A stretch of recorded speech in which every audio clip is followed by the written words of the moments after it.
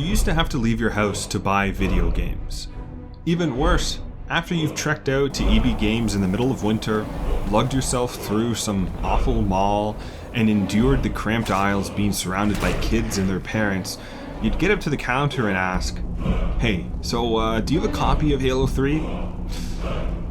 Sorry man, we're all sold out."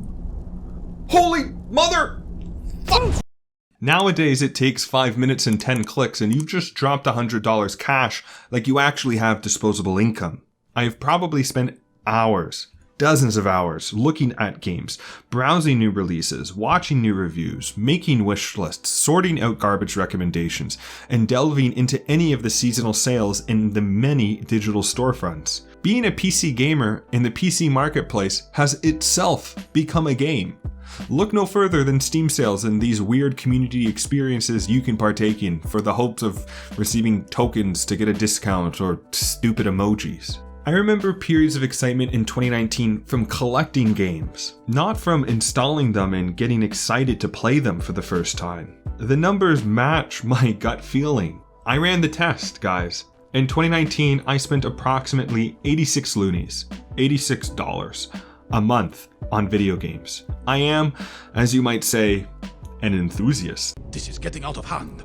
And this was only buying games on PC. I couldn't track down my receipts for any purchases I made for PS4 or Switch titles.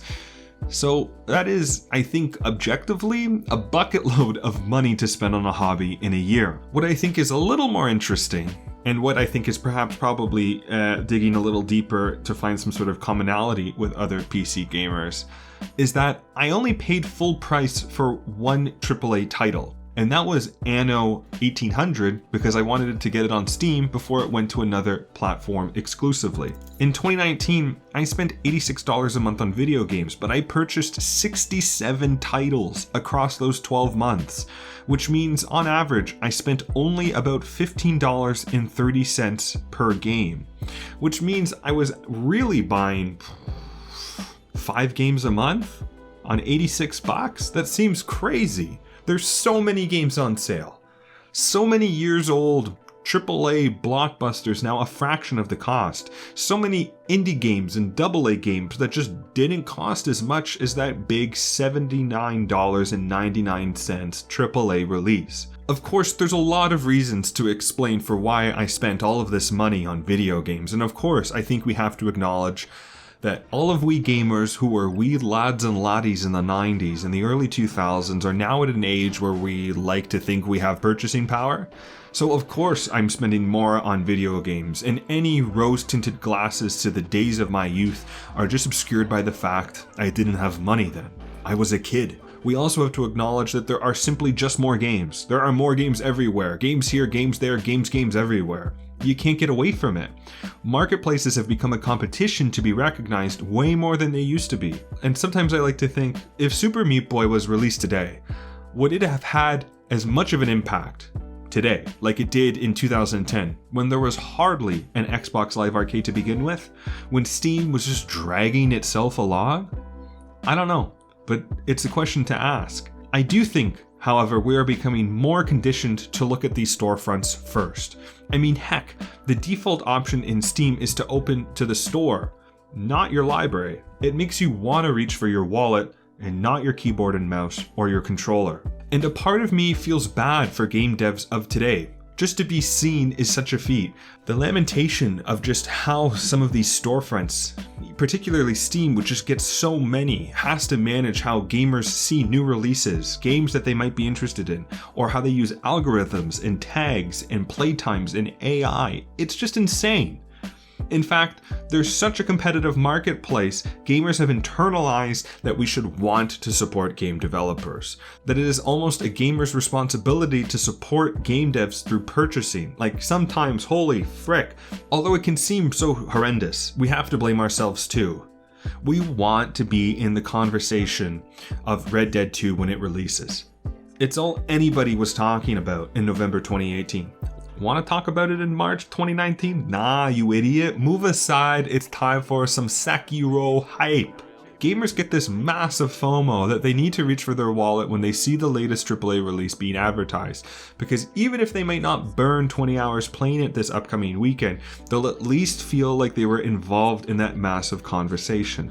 The same thing can be said about some of the bigger indie titles. Even early access now is kind of this new thing. It's like, please get on the hype train early, so give us money for an incomplete game.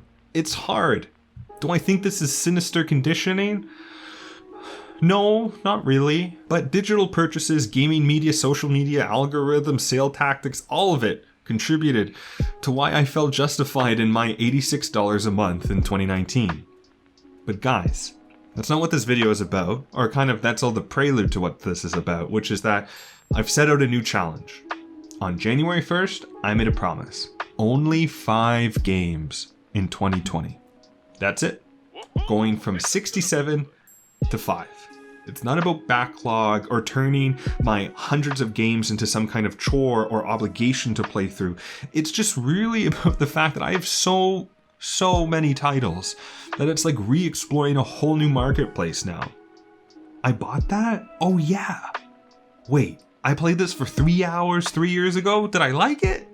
I don't know, let's revisit it. Hey, what game should we play today? I don't know, but there's certainly a lot to choose from. Oh, every single game in this Reddit thread I actually own? There are gaming communities that support this slow, hesitant consumerism too, that I don't think I knew about at the beginning of 2019. The subreddit Patient Gamers requires the game to be out for 6 months in order to talk about it. So you want to discuss Red Dead and your Red Dead experience in a medium that will give 2 shits about what you say? You have it. I mean, you still got to deal with Reddit, but you have it.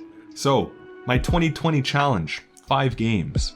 So far I haven't gotten any yet. And on this channel, I'm going to be making videos about each of those purchases as they come, if they come.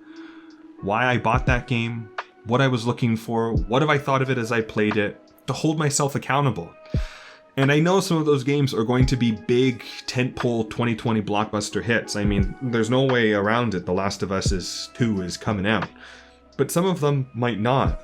And I hope each of my purchases are going to be purposeful. I'm going to cut back on being a gaming consumer and try to just be more of a gamer. And I gotta say, guys, so far, whatever it is now, middle of February, end of February, it feels great.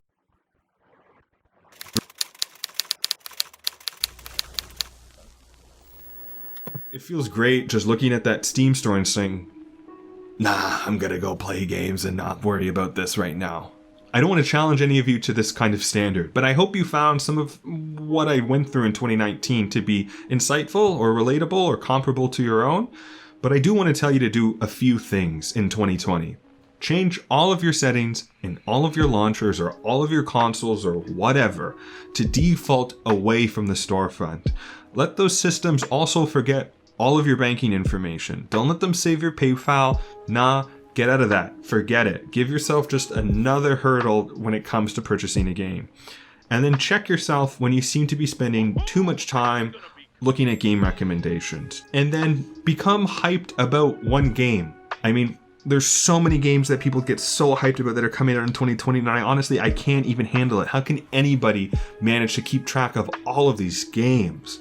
There's just so many, and like, we got to talk about them all, and people want to be able to talk about them all. Just like, no, I'm just going to become hyped about like one game. And I mean, of course it's going to be Cyberpunk, but that's it. That's all. Like, I don't have the brain space to care about them all. And the last thing is that let your experiences breathe. We still talk about Halo 3 13 years later. Games aren't going anywhere, and your experiences and memories are not going to be any less valid than if you bought it at GameStop 10 years ago or if you've just gotten your hands on it today. You're not going to miss out on any conversation, trust me. And if you're at all worried and you need anybody to talk about with when it comes to games and video games, well guys, never hesitate to give me a shout.